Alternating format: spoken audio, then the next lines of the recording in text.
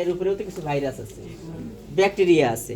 তোমার ল্যাবটাকে সিকিউর রাখার খাতিরে তোমাকে যেটা করতে হবে 5% অ্যান্টিসেপটিক সলিউশন বা একটা কিছু একটা 5% না, মানে জাস্ট একটা নির্দিষ্ট পরিমাণে অ্যান্টিসেপটিক সলিউশনে গিয়ে এটাকে আগে টোটাল ডুবাইয়া দিবা। কাশিম ভাই এটাকে গোসল করে, তাহলে আমরা এখান থেকে শুরু করব, তাই না? যদিও আমরা এখানে কাটছি, দেখো আমরা বলছি যে যে জায়গায় কাটা হয় সে জায়গায় পানি দিয়ে ধুইলে পারে ওই ব্লাড কিন্তু ওখান থেকে কিন্তু আর যায় না সহজে, বুঝছো?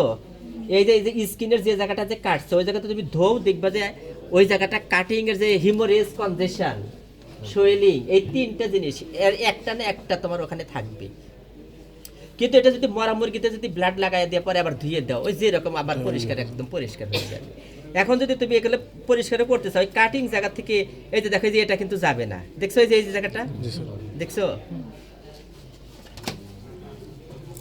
তাহলে আমরা যেরকম হলো যে যদি ক্যালসিয়াম ডেফিসিয়েন্সি হয় তোমরা এটাকে এটা দেখবে, এটা কিন্তু শক্ত ক্যালসিয়াম ডেফিসিয়েন্সি, আর হলো এটা থেকে তোমরা এইভাবে দেখছো হয়ে যাবে। আমরা কিন্তু ব্ল্যান্ড প্রান্ত ঢুকে জাস্ট এক সাইড এইভাবে নিবা, জাস্ট একটা সাইড কেটে কেটে ফেলবা, একদম এই পর্যন্ত থোরাসিক ইনলেট পর্যন্ত কাটবা। তারপর তুমি এই জায়গাগুলো তুমি দেখবা যে অন্য কোনো আছে কিনা। এখন এই যে আমরা ওপেন করছি, তোমার এই যে হলো ট্রাকিয়া, দেখছো ট্রাকিয়া, আর হলো এটা হলো এই যে এসোফেগাস, দেখছো কি বোঝা গেছে? এখন আমরা ট্রাকিয়ার ভিতরে কি এখন ব্লাড প্রান্ত ঢুকা দেই, তাই না? ঢুকবে? ঢুকবে না।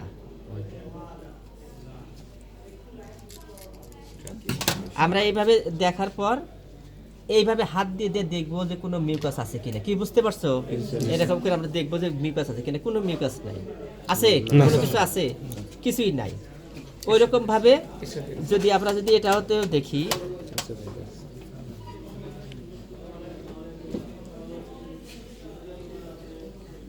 কিছুই নাই, কি বুঝছো? আসলে এসোফেগাস ওপেন করার দরকারই পড়ে না, এসোফেগাসে ওরকম ডিজিজ পাওয়াই যায় না যে এসোফেগাস রিলেটেড। এখন তুমি এটার ক্ষেত্রে যেটা করবা, এখান থেকে রেইজ করবা, কি বুঝছো? এই যে দেখো একটু করে কাটে নিলে, অল্প একটু কাটছে না, ব্লাড প্রান্ত ঢুকাইয়া দিয়ে এই পাশে একটা করে দিবা, আর এটার থেকে সেম। এখন কি করবা, এই যে স্কিনটাকে দেখো সহজেই এই যে দেখছো এই যে ওপেন হয়ে গেল, কি বুঝতে পারছো? ওপেন হয়ে গেল। তাহলে তুমি এখন দেখো কোনো এখানে কোনো হিমোরেজ আছে? হিমোরেজ থাকলে কি হইতো? আইবিটি। এখন এখন এটাকে দেখার জন্য তুমি কি করবে, এটাকে পুশ, এই যে দেখছো এই করে ফেলবে, কি বুঝতে পারছো? এটার ক্ষেত্রে হলো এরকম পুশ, এই যে তুমি এখানে দেখলে কোনো হিমোরেজ আছে কিনা, নাই। এরপরে আসো হলো যে আমরা কি করব, এইভাবে এই যে অল্প একটু করে কাটবা, জানি ইন্টারনাল অর্গান জানি কোনো ক্ষেত্রেই নষ্ট না হয়। আর এটাকে এই দিকে পুশ করবা যাতে ইন্টারনাল অর্গানগুলো সেফ থাকে। এই যে আমি এক পাশে কেটে নিছি, দেখছো এই যে এই পর্যন্ত কেটে নিলাম। এখন এটা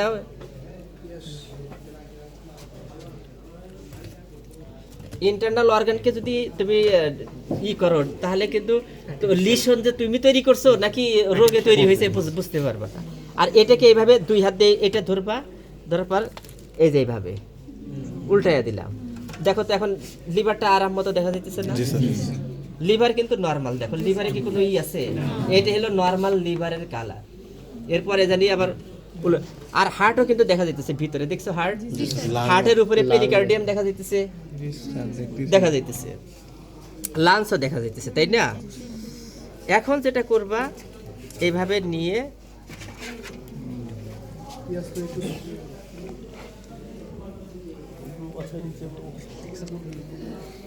এই যে আমি এসোফেগাস সহ কেটে দিলাম, হ্যাঁ, এইভাবে দুই হাতটা দিয়ে টানতে বের করে নাও। বের করার পর এই যে কিন্তু তোমার এই যে ভার্সা অফ ফেব্রিসিয়াস কিন্তু এই যে নিচে দেখো,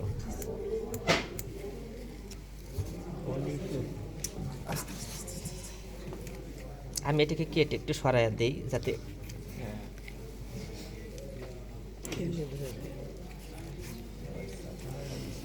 দেখো তো ভার্সা অফ ফেব্রিসিয়াস দেখছো?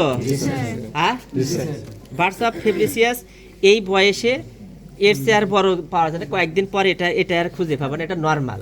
কারণ হলো যখন অন্য অন্য অর্গান তার ডিফেন্সিভ অর্গানগুলো ডেভেলপড হবে, বাচ্চা তখন রিডিউস করবে, অ্যাট্রোফাইড হয়ে যাবে। তারপরে বাচ্চাকে কেটে তুমি আলাদা করে নিতে পারো, এভাবে চারিদিক থেকে একটু একটু করে কাটবা।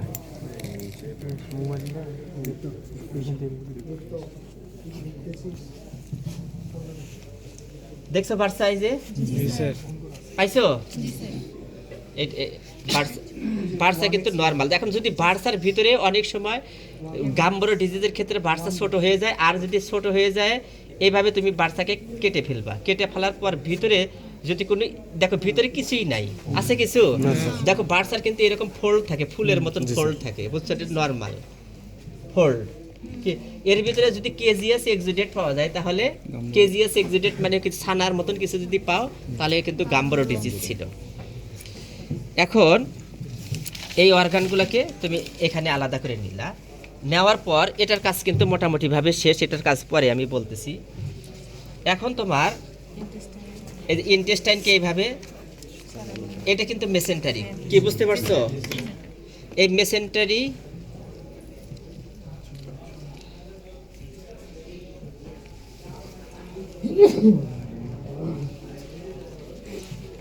দেখো, এই যে দুইটার মাঝখানে এইটা কি বলো তো?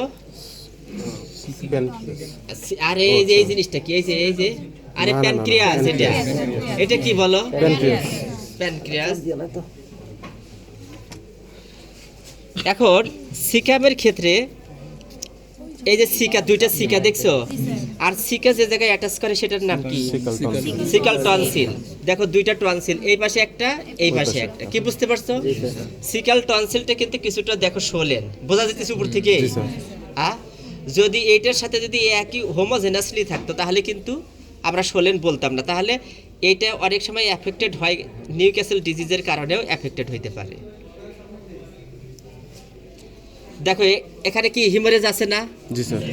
তাহলে নিউক্যাসল ডিজিজের কাছাকাছি চলে গেছে। জি স্যার। কি বুঝতে পারছো? জি স্যার। আর এখানে যদি হিমোরেজ থাকতো তাহলে কি হইতো বলো? কক্সিডিওসিস। এইরকম ভাবে তোমাকে পুরোটাই ওপেন করতে হবে যে কোথাও কোনো ধরনের আছে কিনা। অনেক সময় গাম্বরের ক্ষেত্রে এখানে এক্সেস মিউকাস থাকে, দেখো খালি, দেখছো না কিছু আছে? মিউকাসও নাই, কিছুই নাই। এখন এটার ক্ষেত্রে আমরা যেহেতু বলছি যে এটা নিউক্যাসল ডিজিজ সম্ভাব্য হতে পারে, তাহলে নিউক্যাসল ডিজিজের হিমোরেজ কোথায় কোথায় হয়? এটা কি বলো? Tip of the proventriculus. আবার টিপ এইভাবে ঢুকায় দিলাম, এইভাবে আমি এতটুকু কেটে ফেললাম।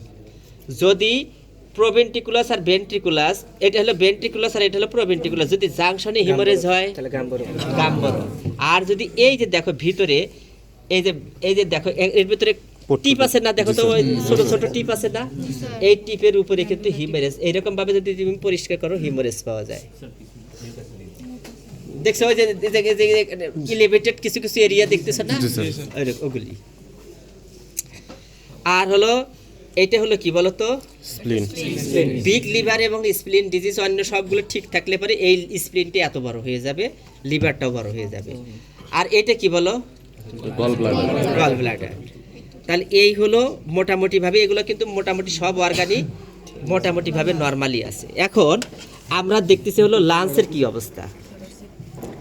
লাঞ্চটাকে টানতে বের করে নাই, যেটা নরমাল লাঞ্চ, কি বুঝতে পারছো?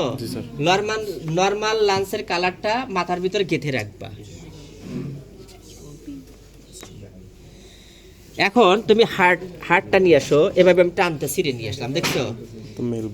এখন হলে যে আমি কিন্তু দেখো পেরিকার্ডিয়ামটা যে উপরে আছে না, দেখো তো এই যে পেরিকার্ডিয়াম, অনেক সময় পেরিকার্ডিয়ামটা ফাইব্রোস্ট হয়ে এপিকার্ডিয়ামের সাথে অ্যাটাচমেন্ট হয়ে যায়, এরকমও কিন্তু অনেক ডিজিজ আছে। কিন্তু এটাকে আমরা বলি হলি যে ফাইব্রিনাস পেরিকার্ডাইটিস, ফাইব্রিনাস হেপাটাইটিস।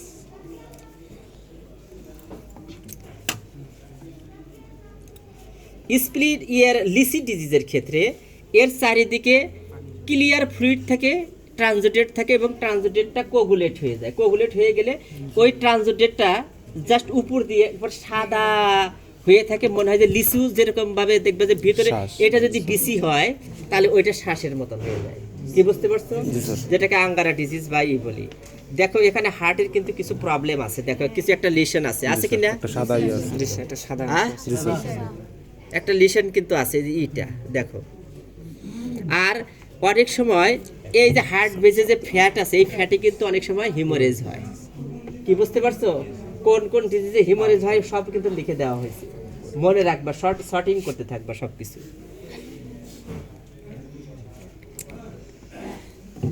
আর একটা হলো কিডনিটা তো দেখছো তাই না? এই যে কিডনিটা, এই যে ভিতরে কিন্তু কিডনি, এই যে লম্বা দেখছো, এমবেডেড অবস্থায় থাকে, একদম ভিতরে ঢুকানো অবস্থায় থাকে।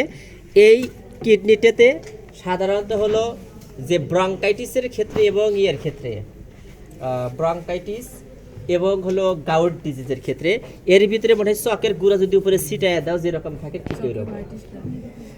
আর হলো এই যে এই জায়গাগুলোতে দেখো লাঞ্চের উপর দিয়ে একটা পর্দার মতন দেখতেছো না? জি স্যার। এটা কি বলো তো? Air sac. এগুলো হলো এয়ার স্যাক। সব দেখতে পারবা না, লাঞ্চের উপরে যতগুলো পর্দার মতন থাকবে পাতলা, এটা হলো এয়ার স্যাক। তাহলে এই হলো মোটামুটি ভাবে একটা পোস্টমর্টেম এক্সামিনেশন করার রিপোর্ট। কি বুঝতে পারছো? তোমাকে প্রত্যেকটা individual organ, specially lungs, liver, kidney, এই জিনিসগুলো, ইন্টেস্টাইন, এগুলো খুব সুন্দরভাবে পরীক্ষা করতে হবে। কি বুঝতে পারছো? এগুলো করলেই তুমি মোটামুটি ভাবে যে ই করতে পারবা যে কি ডিজিজ আছে। কি শেষ? যাও তোমরা যেতে পারো।